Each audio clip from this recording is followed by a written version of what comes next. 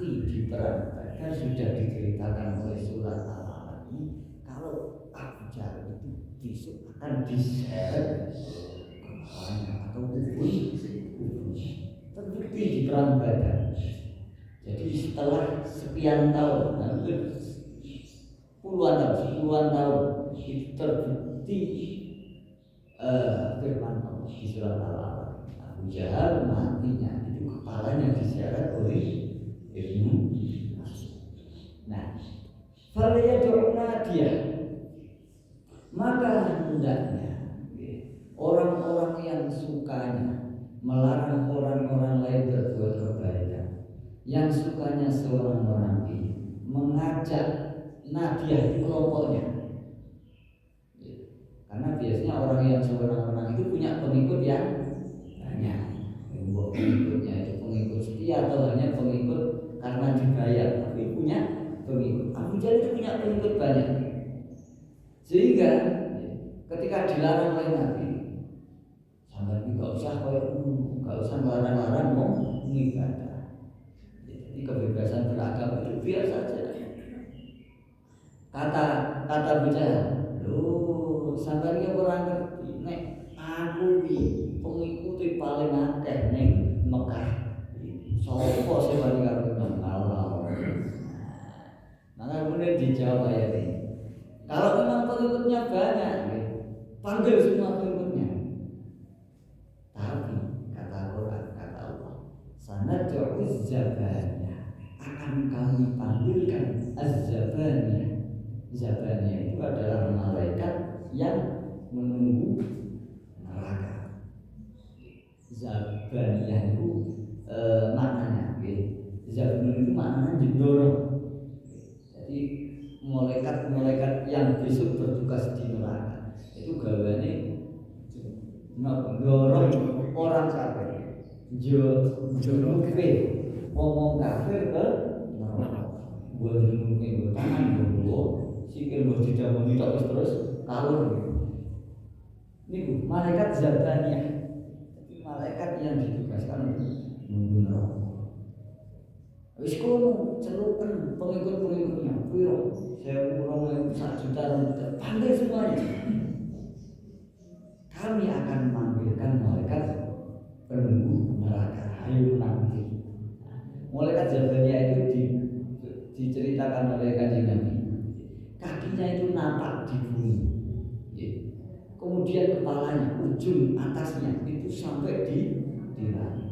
Sehingga bayangkan, misalkan pengikutnya manusia Abu Jahal berapa? 2.000, 3.000. Bandingkan malaikat Zabaniyah satu saja yang kakinya nampak di bumi, kepalanya ada di langit, menang bumi. Nah, sehingga ketika Abu Jahal betul-betul mau menginjek, mau menjejek lehernya Nabi. Nabi sholat, kemudian mau dijejek oleh Abu Jahal. Itu ada malaikat yang ngibaske sayapnya. Ketika mau menjejek, itu ujug-ujug, tiba-tiba. Ujug-ujug itu tiba-tiba Abu Jahal itu kenapa? Kejengan itu apa? Repot bahasa Indonesia, repot. Jatuh ke belakang, jauh banget. Kejengan.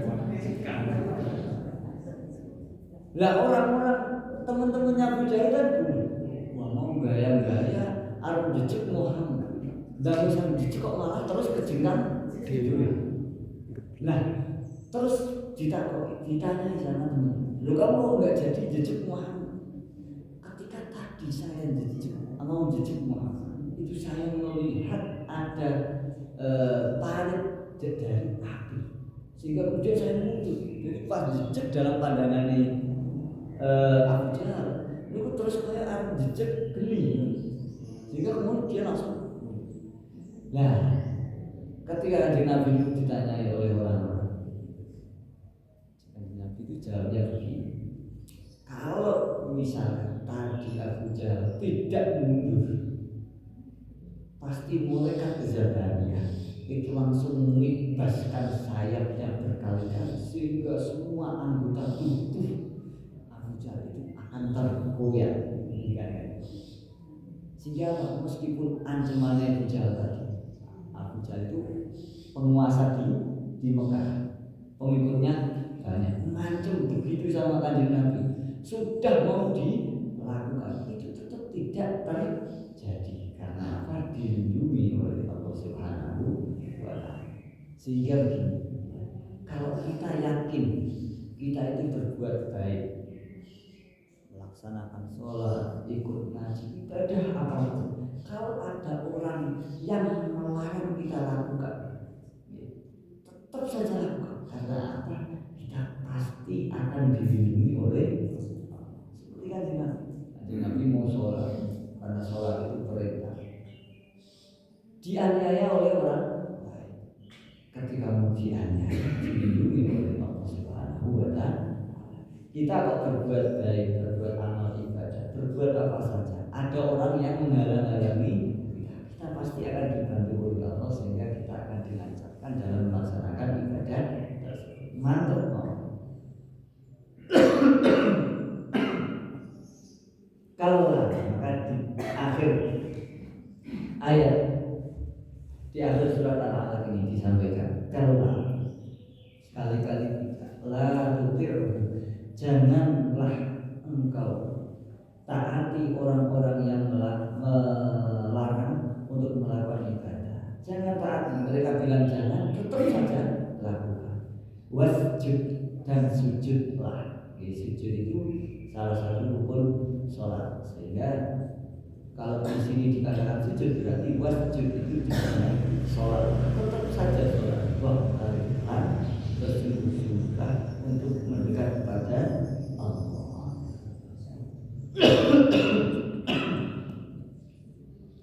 Jadi kalau kita mau berbuat kebaikan, ngaji kok ada yang larang, sholat ada yang larang, puasa Ramadan ada yang larang, haji ada yang larang. Nggak usah haji lah, iman duitnya begawe, oleh kan, isu nggak usah haji, udah saya haji sampai 30 tahun, nggak usah nonton lah, terus kawinnya baik duitnya lah, jadi jangan di. Sholat juga begitu, sholat jengkang-jengkang, nggak usah sholat lah, jangan di, wani sholat kota gede nggak usah di, wani ngaji rata sama rata kayak duit belanja, tidak usah di. Karena apa? Ketika dalam kebaikan ada yang melarang kita, maka kita pasti akan dibantu oleh dengan banyak cara. Salah satunya Nabi ketika mau dicicik sama Abu Jahal itu dilindungi oleh Allah, sehingga sehebat-hebatnya Abu Jahal waktu itu tidak mampu memberikan mahdharat kepada Kanjeng Nabi. Itu padahal Abu Jahal yang hebat. Apalagi kalau orang sekarang tidak punya pengikut, duitnya ora sepiro, tapi kok melarang mau beliau melakukan kebaikan, orang satu sing biyen Abu Jahal wae kalah. Apalagi orang yang levelnya di bawah Abu Jahal. Jadi kita harus ini sekaligus menjadi pelajaran bagi kita bahwa di setiap zaman orang yang melakukan kebaikan itu pasti ada orang lain yang berusaha untuk menghalang-halangi, untuk mendorong. Nah, orang yang sukanya menghalang-halangi, mendorong itu kita nggak usah ambil pusing. Mereka sejak zaman Nabi itu kan orang yang sebaik-baiknya makhluk, yang paling baik saja masih banyak yang memusuhi, apalagi kita yang kadang sampai kadang orang. Jadi saya dimusuhi biar sih manusia paling sampai di musuh. Sehingga kita mau misalnya mau mengadakan acara pengajian, mau mengadakan acara yang baik-baik, kok ada yang mendorong. Nah itu dianggap angin lalu. Jangan lantas mereka mendorong saja. Harus kita istiqomah, mantap. Kalau ini dilaksanakan, kita akan mendapat pertolongan. Oke. Nah itu beberapa ayat terakhir dari Wassalamualaikum warahmatullahi wabarakatuh.